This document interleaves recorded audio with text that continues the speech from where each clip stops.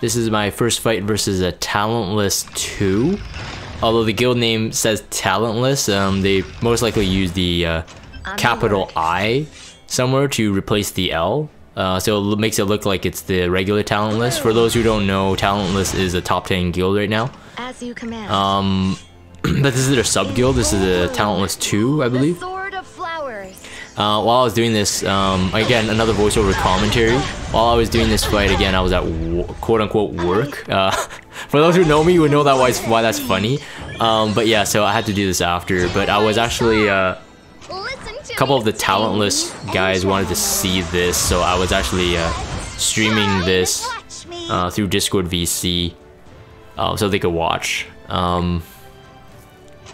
Yeah, the comps here are not extremely difficult.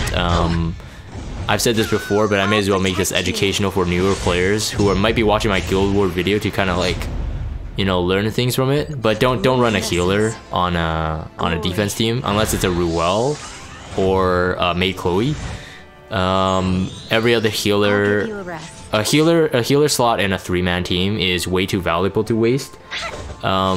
Because they would just bring more damage, and also a tank that doesn't do much in terms of, like, let's say Elbrus or Provoke or something like that. It's just there for damage mitigation. Is not that great, except with the exception of maybe ML Crozet, but you'd have to have some really big brain team in order to pull that off, in my opinion. But otherwise, yeah, it just means that they have more opportunity to bring defense breakers, attack buffers, and if any hero gets a defense break with the other hero having an attack buff, the person with the defense break is dead. So you don't want to bring a healer and a tank to the fight. It's not arena. You're not gonna stall. You're not gonna win. This one was interesting. I haven't seen Fire Corvus in a long time. But yeah, the SSB is kind of broken. So you kind of see me use her like everywhere all the time, especially with this comp. This is just such a good comp. It just autos pretty much the enemies. So yeah, this one wasn't that bad. Fire Corvus, the idea is like, I mean, he's not as crazy as he was before, and if you soul burn SSB eventually, assuming that Dizzy and Tenebria die really quick, that Corvus, if it even was really well built with high effect resistance, if you soul burn with SSB, it makes him ignore resistance, or makes the debuffs ignore the resistance, so that doesn't really work. So he doesn't work in this meta, not right now. This is the second fight, and apparently they told me after that I'm bullying someone who's played for 5 months, so apologies, Akira. Didn't mean to bully, but again, the same critique as the first one. Again, I saw healers, I'm like, okay, that's easy. In the past, healers actually used to be okay because you wouldn't be able to output a lot of damage. This one has a more interesting dynamic. I mean, it has 2 like large damage threats, but again, a Siri Tamarine or even a Cleave comp would eat through this pretty quick. So if you don't have like for me, I don't have Oxlots, so I literally can't use Oxlots, but Oxlots would be no problem here. Oxlots J-Kisei. There's no barrier, there's no damage mitigation for RB. If your J-Kisei was on Oath Key, no problem. Lilibet's got her EE now, so you don't even need Oath Key, so Portrait will be good, especially against like Dark Corvus like there.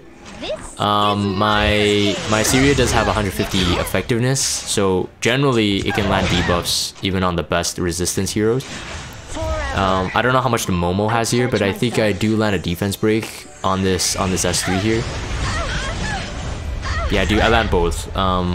Yeah, so I don't know, but a 5-month player, I don't know if he would have like the required amount of effect resistance on Momo.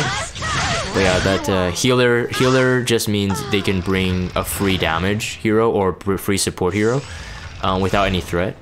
This one I played a bit like riskier. I didn't know their speed. The speed tuning could have been like something that could throw me off. For example, like the what do you call it? The MLCC cuts right before my Euphine, and so my Charles will be able to do the attack buff, but then Euphine won't be able to one-shot the ML can. It becomes a bit trickier after, but it's still really safe because I have a light bait in this fight. And again, the problem is the healer. And then there's no way any damage mitigation would prevent that from happening, since ML Ken has buffs. Yeah, not much to comment on this one. This ended up being a pretty easy guild war, I think. But I was a bit nervous going in because I think some of the Talentless guys are saying that some of the Talentless 2 players were originally from Talentless 1. And right now Talentless 1 is very strong. So you guys have probably seen those videos for those who watch my YouTube in chronology. Seeing those videos, I think we fought them once? Yeah, once. Yeah, once, yeah. It's getting mixed up with another guild. But yeah, once, at least when I'm in yggy. Yeah, this one's low threat. Don't need a healer on my team. Watch and learn. Correct your posture. Yeah, so that was it for this one. Can't you see the difference? Back to the training grounds. This one, the top team is still pretty easy. You see like SSB with MLCC, SSB with Lilius, Maid Chloe, SSB with, I don't know, like Assassin Sid, Assassin Kali. You see these kind of comps a lot. This basically the idea is anti-cleave, and hopefully that you can't outlive the damage, because both of them technically SSB and Kayron high output damage heroes. So it's good anti-cleave, but again, the C-Armin DN SSB comp is just way too broken. C-Armin with the 2-turn immunity buff is all you really need generally to take out any ML Chloe teams that have this kind of setup. Let's advance together. The DN anti-crit buff comes in handy as well. And of course SSB just does SSB things. You hardly need to take control of her. I've seen RB in this comp as well. RB instead of Kayron. RB made Chloe SSB. Charles made Chloe SSB. When it becomes Charles, it becomes a different fight though. I'm getting tired of you. Bye bye now. But the effect resistance on that made Chloe is usually what gives the edge for this kind of fight. In case they somehow still attempt to J-Kisei cleave. Because if you J-Kisei cleave and you dual turn, you strip the immunity on Kayron. Technically, her S3 will not allow him to do the S3. Like it will reduce the countdown, even though it is risky, I will say. But I'm just saying that a maid Chloe, especially without effect resistance and immunity on the first turn, is really prone to J-Kisei resetting the cooldown, so she can't even revive. But yeah, maid Chloe needs to have high resistance on a defense team, in my opinion. Brings in so much more threat. Yeah, this one I was just deciding who I want to kill off, and I didn't see a problem with finishing off Maid Chloe before she got her cooldowns reset. I will say though that Kerflui here, I was really nervous about his second team because never fought a concept like it, so I was trying out a different one. You guys will see it. I'll end this quickly. It's too late to back out now. But to compete at higher levels, I think with this comp though, the DN has to be very fast. My DN is relatively good now, and she has immunity on just in case something goes sour. But I really like that. Yeah, so this one was really tricky. I didn't even know their speeds.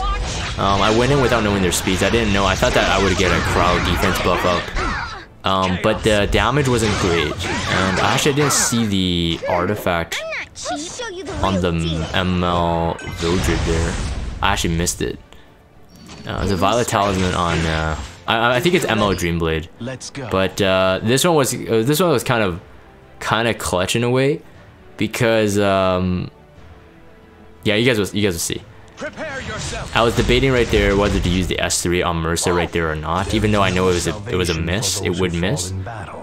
This one was a clutch because if that RB was on Moonlight Dreamblade, my Kayron would be dead and the game would be over. Mercer hits really hard.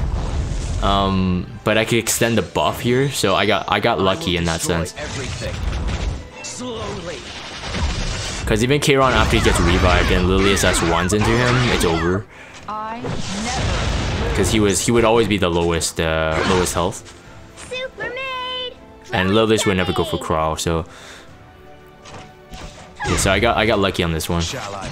Yeah, this one I was like, okay, I have enough HP to take out the Mercer, but the miss damage reduction is still too big. Did 8,000 damage.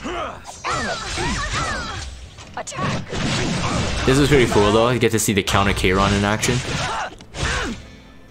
And it was kind of cool. It's just too bad it doesn't happen a lot. For some reason though, Charles on a counter set means always counter. I don't get it. Like logically, it makes no sense. And I've tested this a lot since it's weird. It's weird. Charles always counters, but Kayron never. Anyways, that was it for the 3 fights. That was really quick. So the stronghold was Keflooey there. The 2 other ones were the lower, in the bottom fort. The 2 other ones, and but when I attacked the Dalberg and Bronze Fortress were actually already down. So I'm gonna end this for the video recordings. It's Talentless 2, not the first one. If you guys have Discord, check out the Discord server. Follow me on Twitter. Subscribe to YouTube if you haven't. As always, thank you guys for watching, and I will see you guys next time.